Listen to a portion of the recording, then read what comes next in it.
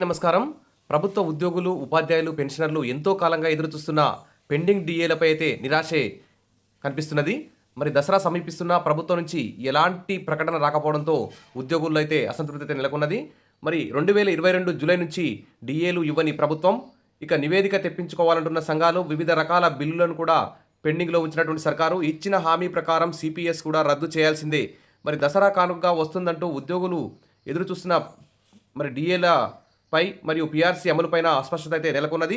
మరి అధికారంలోకి వచ్చిన వెంటనే కరువు భత్యం చెల్లిస్తాం, 6 నెలల్లో ఉద్యోగులు ఉపాధ్యాయ సంఘాలతో చర్చించి పీఆర్సీ అమలు చేస్తాం, నెల రోజుల్లోనే వివిధ రకాల పెండింగ్ బిల్లులను మంజూరు చేస్తామంటూ కాంగ్రెస్ అసెంబ్లీ ఎన్నికల మేనిఫెస్టోలో ప్రకటించింది. మరి డిసెంబర్ 7వ తేదీన ముఖ్యమంత్రి రేవంత్ రెడ్డి అయితే ప్రమాణ స్వీకారం చేశారు.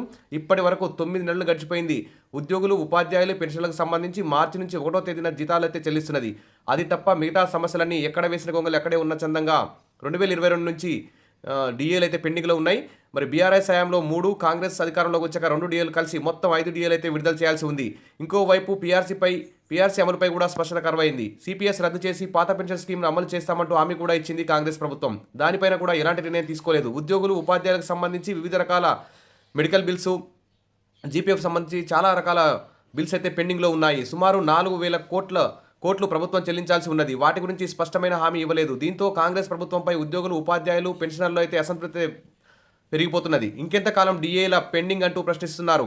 ఇదిలా ఉంటే మూలిగే నక్క మీద తాటిపండు పడ్డట్టు వరద బాధితుల కోసం బేసిక్ పే నుంచి కూడా శాలరీ కట్ చేసి డీఏలు ఇవ్వకపోగా బేసిక్ పే నుంచి ఉద్యోగుల నుంచే కట్ చేసుకున్నారు. ఇది కూడా ఉద్యోగులందరూ కూడా చాలా నిరాశతో ఉన్నారు. మరి మాట నిలబెట్టుకొని కాంగ్రెస్ ప్రభుత్వం అంటూ ఉద్యోగులు అయితే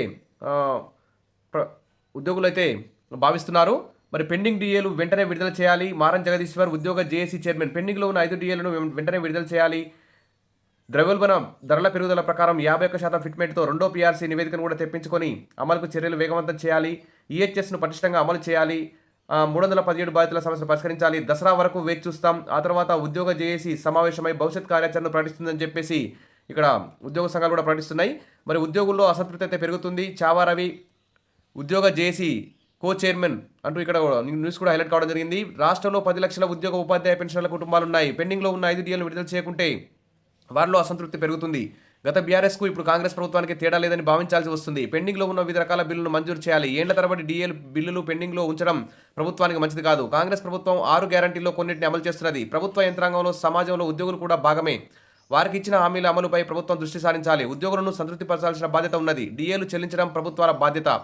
2.5 ఏళ్లుగా పెండింగ్లో ఉంచడం సరైంది కాదు. సమస్యలను పరిష్కరించకుంటే ఉద్యోగ జేఏసీలో చర్చించి దసరా తర్వాత కార్యాచరణ ప్రకటిస్తామంటే ఇక్కడ ఉద్యోగ సంఘాలు అయితే ప్రభుత్వం మీద ఒత్తిడి అయితే తెస్తున్నాయి. సరే, ఏది ఏమైనా ఖచ్చితంగా దసరా, దీపావళి సందర్భంగానైనా ఉద్యోగులను సంతృప్తి పరిచే విధంగా ప్రకటనలు వస్తాయని చెప్పి సీఎం రేవంత్ రెడ్డి గారు ఆ దిశలో ఆలోచిస్తారని చెప్పి ఉద్యోగులు అయితే ఎదురు చూస్తున్నారు. Wish all the best. మరిన్ని అప్డేట్స్ కోసం మన ఛానల్ని ఫాలో అవుతుండండి. Thank you.